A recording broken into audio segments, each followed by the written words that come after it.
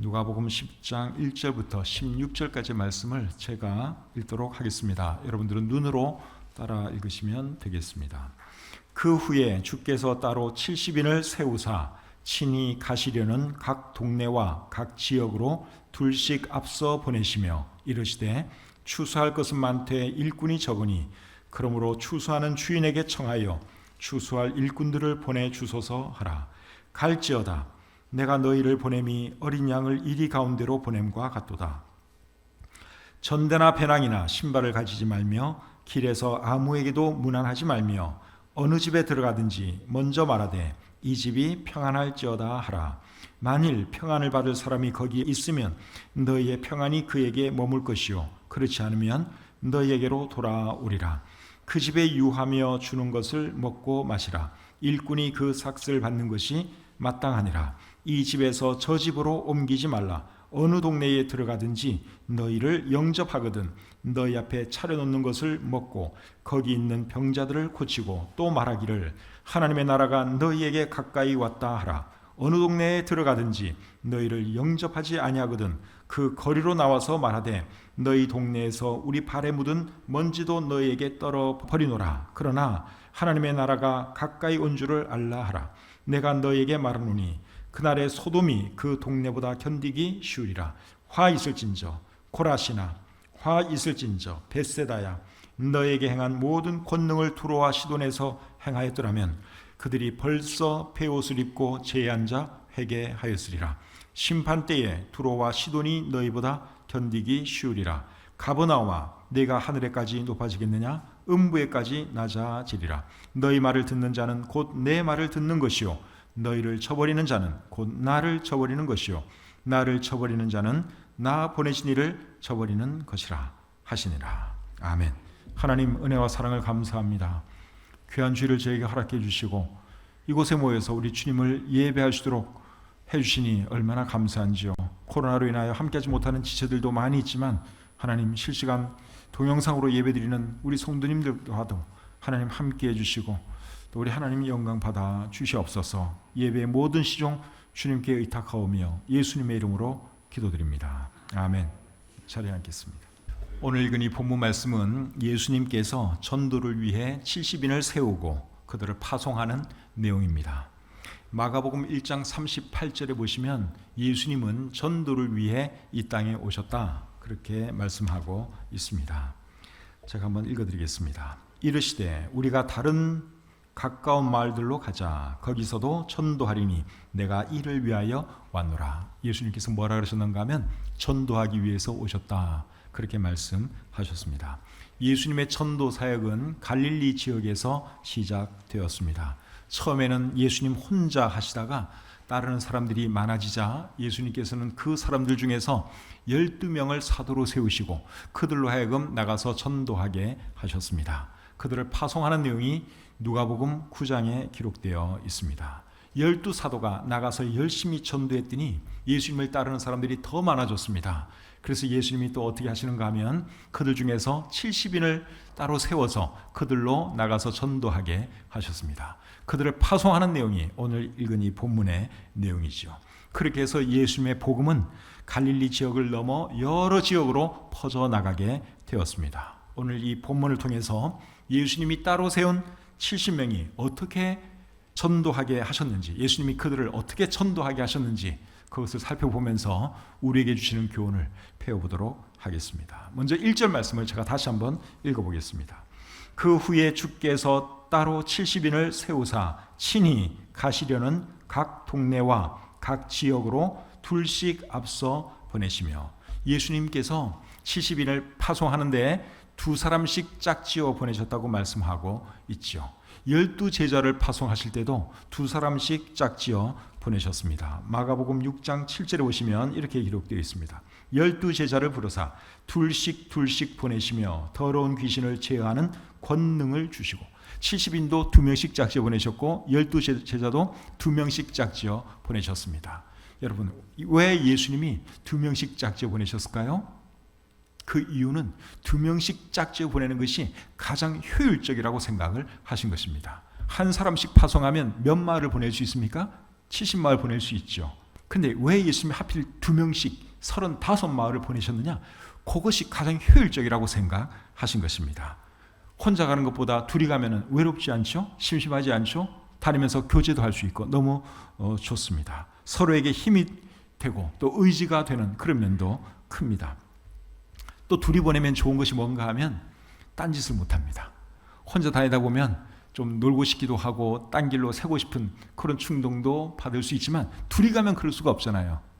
그래서 둘이 내보내셨습니다. 어려운 일이 생기면 서로 도와줄 수도 있고, 만약에 또 사람들과 같은 시비가 붙어가지고 법적인 문제가 생겼다, 그러면 두 사람이 있어야지 증언을 해줄 수가 있습니다.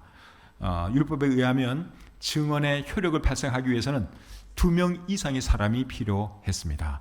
그래서 예수님이 이제 2명씩, 3명, 4명씩 보낼 수도 있지만 또 그렇게 하면 많은 말들을 또 보내지를 못하는 거예요. 그래서 가장 이상적인 그 수가 2명씩 짝지어서 35마을 보내는 것이 가장 좋겠다. 예수님이 그렇게 생각을 하신 것이죠.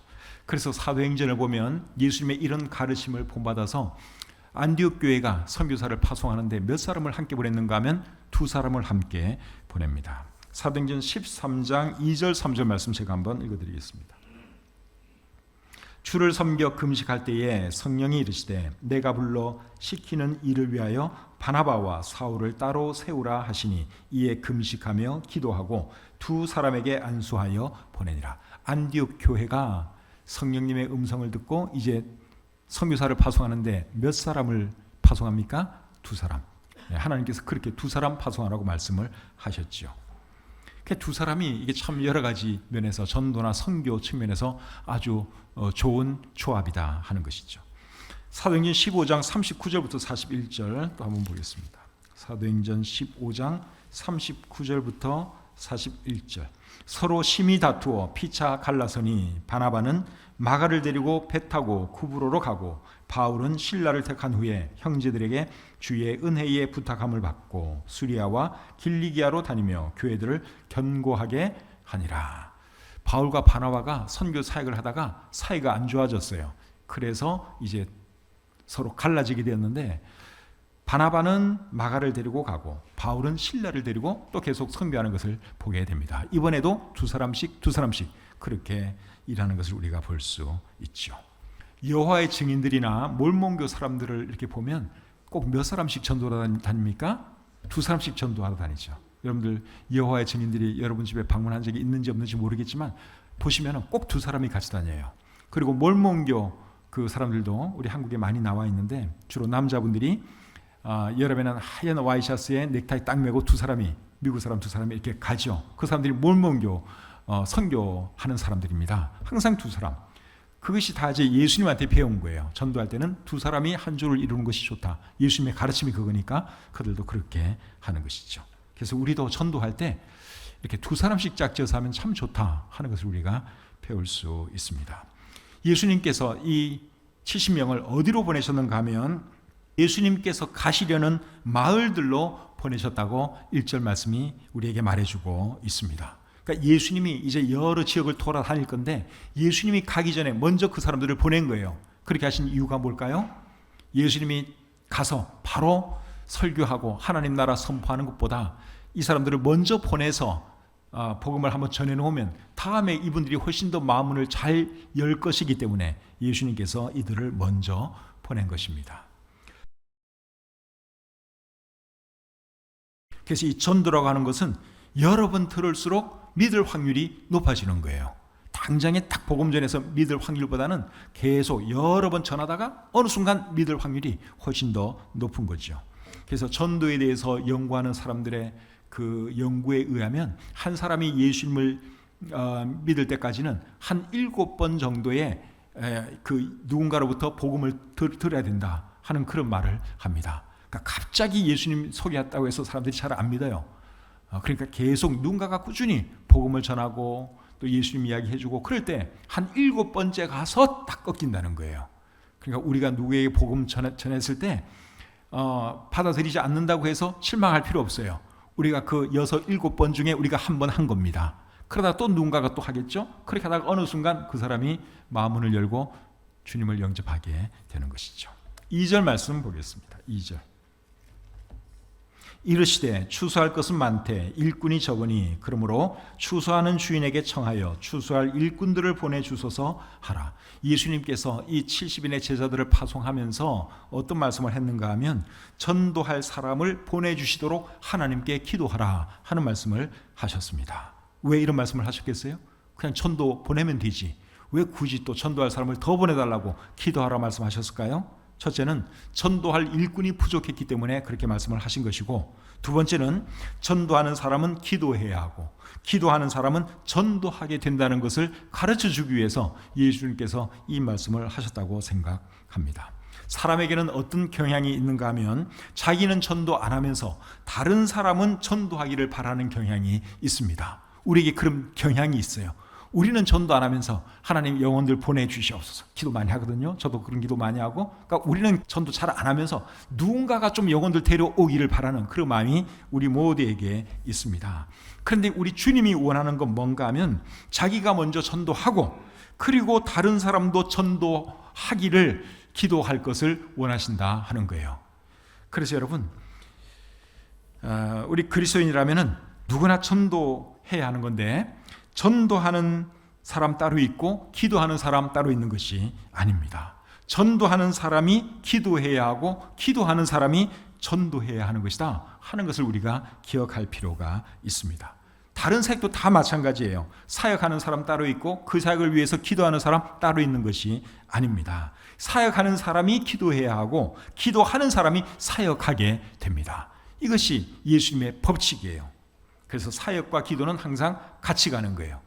전도와 기도도 항상 같이 가는 거예요. 전도하는 사람 따로 있고 전도를 위해서 기도하는 사람 따로 있는 게 아니에요. 내가 전도하면서 그리고 다른 사람들도 같이 이 일에 동참하도록 기도하는 것이 옳습니다. 나는 전도 안 하면서 하나님 다른 사람들 열심히 전도해서 우리 교회 영혼들 차고 넘치게 해주세요, 그거는 올바른 그게 아니에요. 나도 전도하고 또 다른 사람들도 그렇게 하게 해달라고 우리가 기도하는 것이 옳은 것이다 하는 것을 우리가 배워야 하는 것이죠. 예수님께서 말씀하신 것처럼 전도할 사람들을 보내주시도록 기도하고 그리고 기도함과 동시에 나가서 전도하는 저와 여러분들이 될 수 있기를 바랍니다. 요즘 이 코로나 사태 때문에 뭐 교회 오라 이런 소리 못하는 것이 너무너무 깝깝해요. 전도 못하는 것이 너무너무 깝깝하고, 심지어 우리 교회 성도들에게도 교회 나오세요 이 소리를 제가 안 하고 못하고 그렇습니다. 얼마나 깝깝한지 몰라요. 어쨌든 코로나 끝나면 우리가 열심히 모여야 되고 또 열심히 전도해야 할 줄 믿습니다. 3절 말씀 보겠습니다. 3절. 갈지어다 내가 너희를 보냄이 어린 양을 이리 가운데로 보냄과 같도다. 어려운 말씀은 아니죠. 예수님께서 70인을 파송하면서 내가 너희를 보내는 것이 어린 양을 이리 가운데 보내는 것과 같다 그렇게 말씀을 하셨는데, 이 말씀의 의미가 뭐겠어요? 전도가 쉽지 않을 거다, 너희들 전도하면 핍박받을 거다 그 말입니다. 그렇다고 또 안 할 수는 없지요. 그래서 그 어려움을 예수님이 이렇게 표현하신 것입니다. 그럼 여러분 어떻게 해야 되겠습니까? 자, 우리가 전도하는 것이 이게 보통 문제가 아니에요. 핍박도 당하고 반대도 만나게 될 거예요. 그렇다고 또 안 할 수는 없어요. 어떻게 해야 되느냐? 에스겔 2장 6절 7절 말씀 같이 한번 보겠습니다. 에스겔 2장 6절 7절 말씀입니다. 정말 좋은 말씀이 여기 있어요. 자, 제가 한번 읽겠습니다. 인자야 너는 비록 가시와 찔레와 함께 있으며 전갈 가운데에 거주할지라도 그들을 두려워하지 말고 그들의 말을 두려워하지 말지어다. 그들은 패역한 족속이라도 그 말을 두려워하지 말며 그 얼굴을 무서워하지 말지어다. 그들은 심히 패역한 자라. 그들이 듣든지 아니 듣든지 너는 내 말로 고할지어다. 하나님께서 에스겔 선지자를 파송하면서 하시는 말씀이에요. 그들을 두려워하지 말라는 거예요. 그들의 얼굴 무서워하지 말라는 것입니다.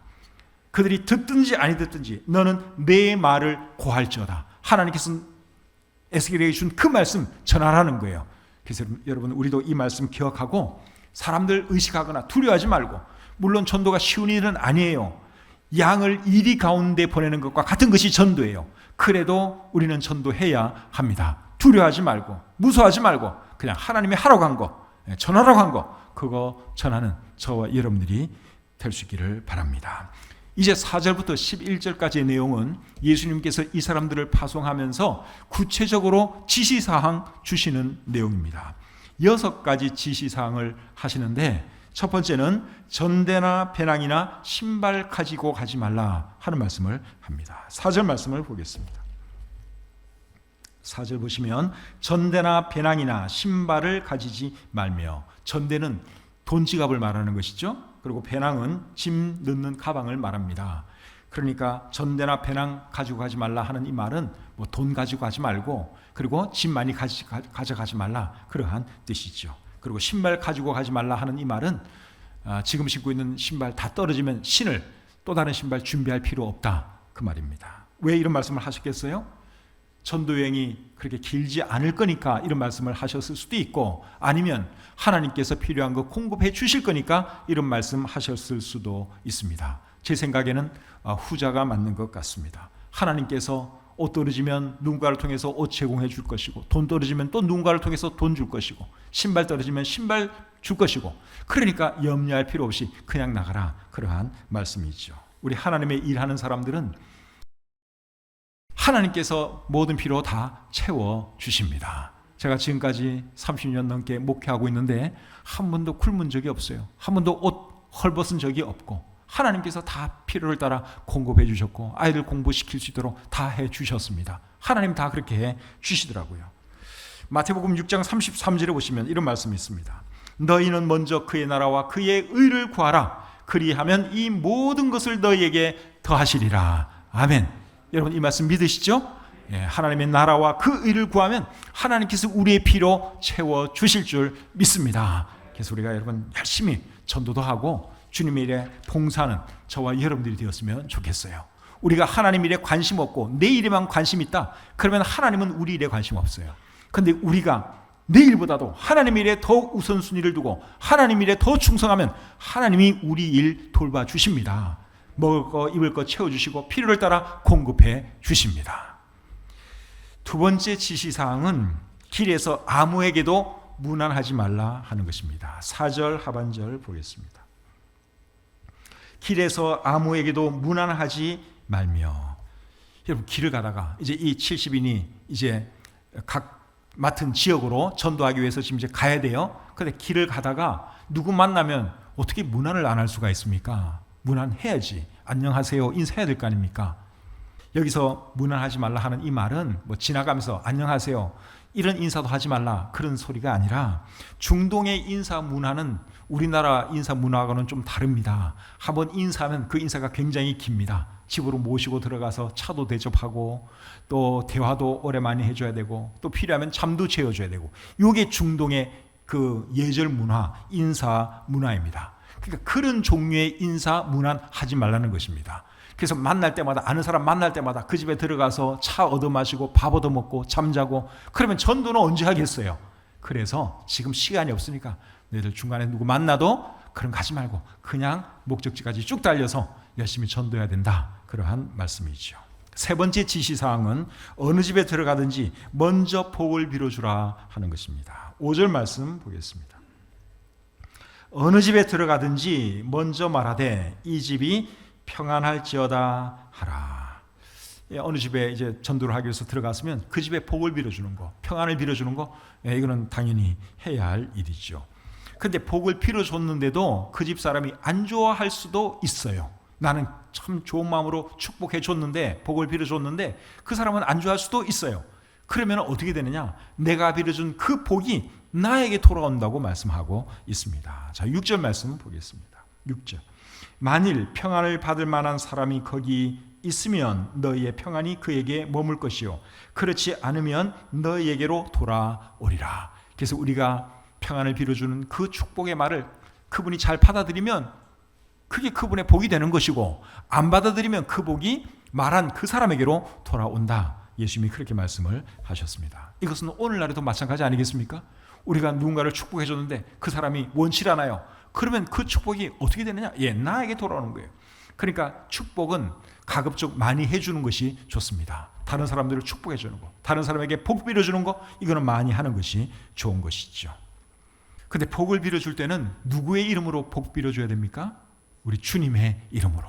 그냥 여러분 부자 되세요, 건강하세요, 행복하세요, 뭐 그런다고 해서 뭐 부자가 되고 건강하고 행복해집니까? 그건 아니잖아요. 정말 그 말에 위력이 있으려면 우리 주님의 이름으로 축복해 주는 거예요. 그러면 우리 주님께서 역사하셔서 우리가 말한 그대로 이루어지는 것이죠.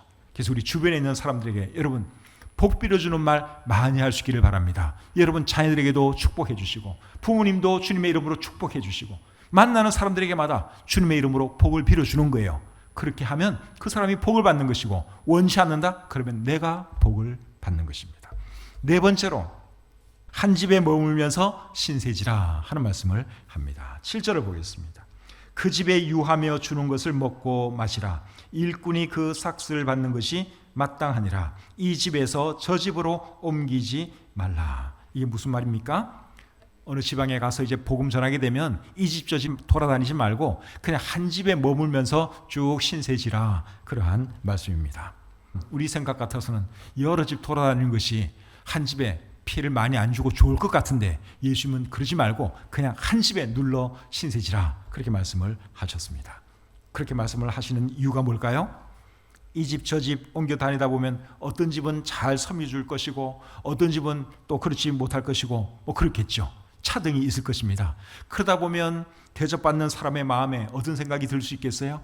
아, 이왕이면 부잣집에 가서 좀 있고 싶다. 잘 사는 집에 가서 좀 신세지고 싶다. 그런 마음이 들지 않겠어요? 근데 그런 생각은 이게 인간적인 생각이잖아요. 그리고 그런 생각을 그 사람이 알게 되면 섬기려는 그 사람이 알게 되면 얼마나 실망하겠습니까? 그러니까 예수님이 그런 것을 아시고 이 집 저 집 돌아다니지 말고 그냥 한 집에 잘 사는 집이든 못 사는 집이든 오라고 초대하는 그 집에 그냥 쭉 머물러 있어라 그렇게 말씀하고 있는 것이죠. 그리고 옮겨 다니다 보면 시간도 많이 또 낭비가 될 것 아닙니까? 짐 싸서 옮겨야 되고 얼마나 불편합니까? 그래서 어느 지역 가서 누구네 집에 머물게 되면 그냥 한 집에 쭉 머물러 있어라 그렇게 말씀하고 있는 것이죠. 그런데 여러분 어느 집에서 머물게 되면 해야 할 일이 있습니다. 뭘 해야 하는가 하면 그 집 사람들을 위해서 영적으로 도움을 주어야 합니다. 그 일을 해야 하는 거예요. 오늘 보면 이 7절에 보시면 이 집 저 집 돌아다니지 말고 한 집에 있으라 하는 말씀을 하면서 이런 말씀을 해요. 일꾼이 그 삭슬 받는 것이 마땅하다. 이런 말씀을 예수님이 하셨어요. 이 말은 무슨 말인가 하면 너희들은 영적인 도움을 주는 사람이니까 복음 전하는 사람이니까 그들로부터 물질적인 도움 받는 거 당연하다. 그러한 말입니다. 말을 뒤집어서 말하면 너희가 물질적인 도움을 받으면 그들에게는 영적인 도움을 주라 그 말입니다. 그러니까 우리가 사람들 만날 때 누군가로부터 어떤 물질적인 도움을 받았어요. 그러면 물질적으로 다시 갚아주는 방법도 있지만 영적인 도움을 주면 되는 것입니다. 특별히 주의 일하는 사람들, 사역자들, 저 같은 사람, 이런 사람들은 우리는 뭐 돈으로 사람들에게 이렇게 베풀 만한 그런 건 아니에요. 그러나 우리가 도움받는 것만큼 그분을 위해서 기도해주고 영적인 도움을 우리가 주려고 노력을 해야 하는 것이죠. 자, 다섯 번째로는 환영해주는 마을에서는 병자들을 고쳐주고 하나님의 나라를 전파하라 하는 말씀을 하십니다. 8절 9절 보겠습니다. 8절 9절. 8절 어느 동네에 들어가든지 너희를 영접하거든 너희 앞에 차려놓는 것을 먹고 거기 있는 병자들을 고치고 또 말하기를 하나님의 나라가 너희에게 가까이 왔다 하라. 자, 여기 보면 병자들을 고치고 그리고 나서 하나님 나라가 너희에게 가까이 왔다 그 말 해주라고 말씀을 하고 있죠. 하나님 나라가 너희에게 가까이 왔다 하는 이 말의 의미는 뭡니까? 너희에게 메시아가 가까이 왔다. 메시아가 오셨으니까 그분을 영접하라. 그러한 말입니다. 그리고 그 말 하기 전에 뭘 해주라 그랬어요? 병자들을 고쳐주라 하는 말씀을 하셨습니다. 그 당시에는 병자들이 굉장히 많았어요. 병원이 없었기 때문에 많은 사람들이 병을 가지고 살았습니다. 그런데 예수님께서 이 70인의 사람들에게도 병 고치는 능력을 주셨어요. 그래서 병자들 보면 먼저 병 고쳐주고 그리고 복음 전하라 그렇게 말씀을 하신 것이죠. 전도를 효과적으로 하기 위해서는 여러분 사람들의 필요를 먼저 채워주는 것이 필요합니다. 오늘날 전도가 잘 안 되는 이유가 뭔가 하면 사람들의 필요를 교회가 잘 못 채워주기 때문이 아닌가 그런 생각이 듭니다. 오늘날 여러분 사람들의 필요를 잘 채워주면서 자기네 그룹으로 이끄는 단체가 하나 있는데 요즘 좀 유명해진 단체 하나 있죠? 어느 단체입니까? 신천지죠. 왜 신천지 사람들은 전도를 잘하는 줄 아세요? 그들의 메시지가 탁월해서가 아니에요. 그들의 메시지 그거는 형편없는 거예요. 거짓말이고 무슨 사기입니다. 근데 왜 사람들이 거기에 넘어가느냐? 이유가 있어요. 그 사람들이 뭘 잘하느냐? 전도를 잘합니다. 근데 그들이 하는 전도 방법이 뭔가 하면 그들의 필요를 채워주는 거예요. 사람들의 필요를 채워주는 거예요. 그래서 이 신천지 사람들은 누구를 전도해야 되겠다. 딱 타겟을 정하면 여러 사람이 그 사람에게 접근을 합니다. 그런데 표 안 나게 접근을 해요. 우연을 가장해서 접근합니다. 지나가면서 만난 것처럼 하고. 근데 그게 다 작전이에요. 그러면서 그 사람의 필요를 채워줘요. 이 사람은 이런 어려움이 있으니까 그거를 우리가 도와주자. 이렇게 작전을 짜가지고 포섭을 하는 거예요. 그래서 사람이 신세를 지고 은혜를 입다 보면 그냥 끌려갈 수밖에 없는 거예요. 그게 신천지 저 사람들이 하는 전도 방법입니다. 그래서 이런 거는 우리도 좀 배울 거는 배워야 돼요. 그들은 거짓말 사기치면서도 그렇게 섬겨가면서 전도를 잘하는데 우리는 진리를 가지고 있으면서도 잘 섬기지를 못해서 사람들이 필요를 잘 몰라서 우리가 전도하지 못하는 그런 경향이 많이 큰 것 같습니다. 그래서 여러분, 사람들은 옛날이나 지금이나 자기의 필요에 관심이 있고 또 자기의 필요 채워주는 사람의 말을 듣게 되어 있어요. 그래서 가장 좋은 전도 방법이 뭔가 하면 사람들의 필요를 채워주는 거예요. 우리는 당장 복음 전하고 싶죠. 근데 그 사람들은 복음에 별로 관심 없어요. 먼저 내 필요를 좀 채워줘. 그게 그들의 마음이에요. 그래서 그걸 해주면 나중에는 복음에 대해서도 마음문이 열리게 되고 받아들이게 되는 것이죠. 그렇게 전도할 수 있는 저와 여러분들, 우리 교회가 되었으면 좋겠습니다. 여섯 번째 지시사항은 환영해주지 않는 마을은 미련 없이 떠나라 하는 것입니다. 10절 11절 보겠습니다. 어느 동네에 들어가든지 너희를 영접하지 아니하거든 그 거리로 나와서 말하되 너희 동네에서 우리 발에 묻은 먼지도 너에게 떨어버리노라. 그러나 하나님의 나라가 가까이 온 줄을 알라 하라. 자, 이 말씀이 무슨 말인가 하면 어느 마을에 갔는데 사람들이 예수님을 안 믿으려고 그래요. 복음을 받아들이지 않으려고 그래요. 그럴 경우에는 먼지 떨어버리고 미련 없이 그 동네 떠나라, 그 말이에요. 굳이 안 믿으려는 사람 붙들고 사정하고 애걸복걸하고 그럴 필요 없다는 거예요. 듣기 싫어하는 사람에게는 그냥 그걸로 끝내라는 것입니다. 근데 한 가지는 분명히 알려줘야 되는데 그게 뭔가 하면 예수 믿어야 하는 그 사실만큼은 알려주어야 합니다.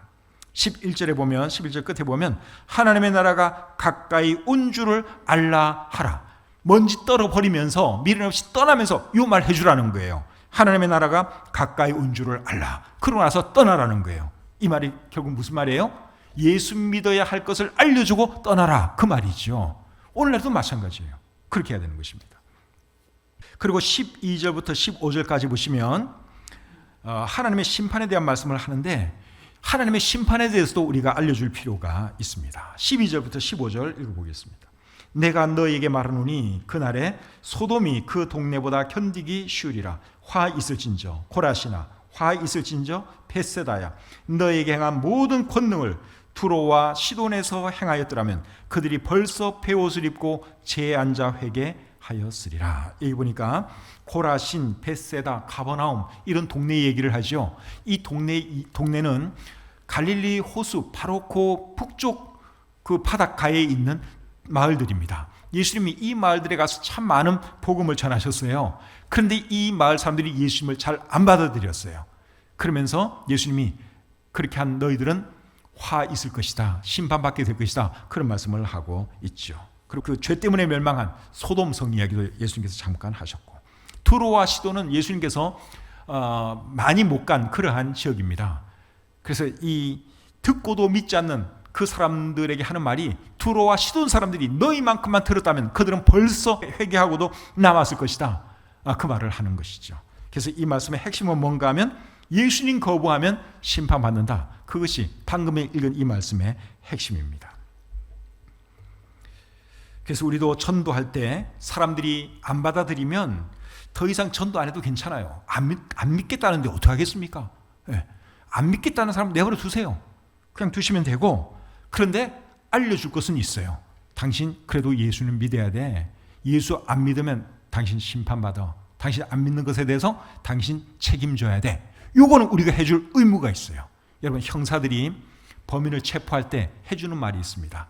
당신은 이런 범죄를 했고 변호인을 채용할 권리가 있고 묵비권 행사할 권리가 있다. 그 말 해주죠. TV에 보면 형사들이 범인 붙잡고 그 말을 꼭 해줍니다. 이게 지금 미란다 원칙이라고 하는 것인데 전도에 있어서 미란다 원칙이 뭐냐? 요거 알려주는 거예요. 안 믿는 건 상관없어요. 그리고 굳이 계속 설득할 필요도 없어요. 근데 두 가지는 알려주셔야 돼요. 당신 예수 믿어야 돼. 그리고 예수님 안 믿으면 심판받아. 그건 우리가 해줘야 될 미란다 원칙이에요. 그러고 나서는 이제 우리 할 일은 다 되는 거예요. 그 다음에 하나님 은혜로 또 누군가가 그분에게 그거 해가지고 그 사람이 마음문 열고 주님 영접하면 정말 좋지만 아예 복음 전하지 않으면 그건 이제 우리 책임이에요. 근데 믿고 안 믿고는 그 사람의 책임이고 우리가 해야 할 것은 믿어야 되는 거 알려주는 거. 그거는 우리가 꼭 해야 한다 하는 것이죠. 이제 마지막으로 16절 보겠습니다. 16절. 너희의 말을 듣는 자는 곧 내 말을 듣는 것이요 너희를 저버리는 자는 곧 나를 저버리는 것이요 나를 저버리는 자는 나 보내신 이를 저버리는 것이라 하시니라. 예수님께서 70인을 파송하면서 마지막으로 하시는 말씀이 이 말씀인데 70인이 예수님의 권위로 지금 나가는 거다. 그거 예수님께서 인식시켜주고 있습니다.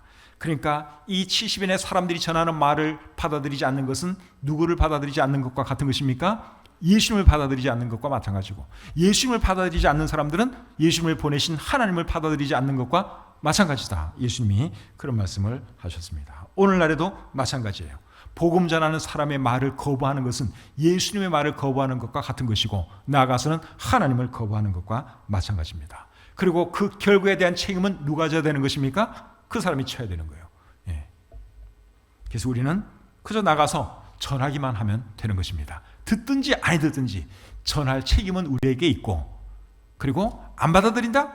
That's it. 그냥 그만 안 해도 괜찮아요. 그러나 예수님 믿어야 돼. 당신에게 책임이 이제 있는 거야. 그 말까지는 우리가 해줘야 한다 하는 것이죠. 우리 주변에 아직 예수님 안 믿는 사람들이 참 많습니다. 그분들에게 우리가 복음으로 다가갔으면 좋겠어요. 예수님께서 말씀하시기를 추수할 것은 많되 추수할 일꾼이 적다 하셨습니다. 여러분 저와 여러분들이 영혼들을 추수하는 그 일꾼들이 되었으면 좋겠고 그래서 우리가 먼저 나가서 복음 전하고 또 더 많은 사람들이 이 일에 동참하시도록 기도하는 저와 여러분들이 되시기를 우리 주님의 이름으로 축복합니다. 하나님 감사합니다. 부족한 종이 하나님 말씀 전했습니다. 오늘 이 말씀이 우리 마음속에 잘 박히게 도와주시고 또 들은 말씀대로 우리가 나가서 전도에 힘쓰고 또 다른 사람들도 전도하는 사람들이 될 수 있도록 우리가 기도할 수 있도록 해 주시옵소서. 코로나 때문에 우리가 전도도 못하고 교회 오라는 말도 지금 못하고 있습니다. 하나님 이 코로나 사태가 지나가면 우리 교회로 영혼들이 몰려들게 하시고 우리가 열심히 복음 전해서 이 자리를 영혼들로 채울 수 있게 해 주시옵소서. 감사드리며 예수님의 이름으로 기도합니다. 아멘.